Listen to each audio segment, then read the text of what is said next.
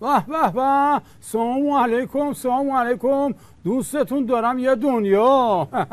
البته دنیا شامل شما نمیشه، شما خودتون یه دنیایین. رفقا یکی رو سوار کردم، قیافش خیلی تابلوه، آشنا میزنه. میخوام سهشو بگیرم ببینم چه کار حسنه. ببخشید حاجی، این قابلمه چیه؟ حلیمه؟ حلیم چی آقا جان؟ این کرونایاب مستعانه. سرتشتک سلامی تونی؟ دست از این کرونایا بر نمیداری تو.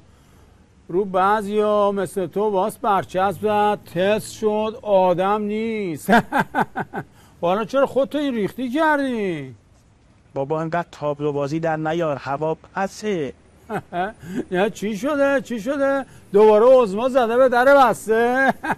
باز خوشبال اونایی که به هر دری میزنن بسته است. عظما به هر دری میزنه باز میشه یه جفت بدبختی جدید ازش میپره بیرون.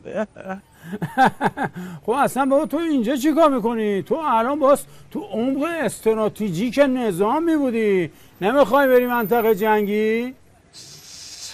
اگه من برم جنگ پس چی اختراعات نظامو بکنه آخه؟ همراه غذا تو سیر باید بخوری، در جبهه جنگ تیر باید بخوری. آخر تو کجا و پویش جنگ کجا؟ بچه تو هنوز شیر باید بخوری. خب اون یه رو حاجی زاده رو میفرستیدی لااقل. ای بابا اون داره موشک سردراز تهگرد بالا رونده درست میکنه بابا. عجب بابا، موشکی که شلیک نشه خب فرقش با لونه پولیکا چیه؟ خب لااقل آقازاده هاتون رو بفرستید. آقازاده ها اونا که همه دو تابعیتی هن، ما هم راضی باشیم و کشورها راضی نیستن.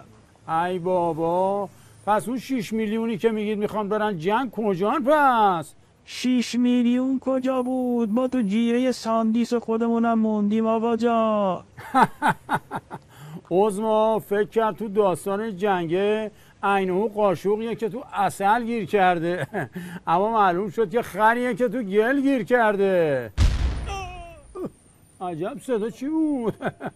دیدی شنیدی بابا؟ تو خیابونای خودمون ملت دارن ما رو میترکونن، بعد تو به من میگی چرا نمیری پویش؟ دشمنای نظام تو همین خیابونان بابا. دستشون درد نکنه. ببین یه دری، پنجره‌ای، سوراخی، چیزی پیدا کن، فلنگو ببند. اینجا دست ملت و این جوونا بیفتی تیکه بزرگت گوشته. حالا واکن ببینیم توی قابلمت چی قایم کردی؟ ماره. عجب، الان سر ما رو، دنب ما رو که تو باشی با همدیگه میتابونم به هم. بگی